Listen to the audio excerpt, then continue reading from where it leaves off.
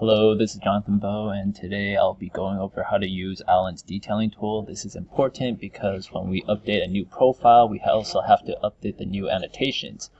In this example, this piece of plastic got updated to 3517, however it still shows 3513. To use Alan's tool, we navigate to a drafting view and we click on detailed tags in the WW drafting tab. We click on the detail and we check whatever annotations we want brought into our project. And when we go back to our drafting view, all the tags will be there and you just have to rearrange them. As you can see, 3517 has been updated in this view.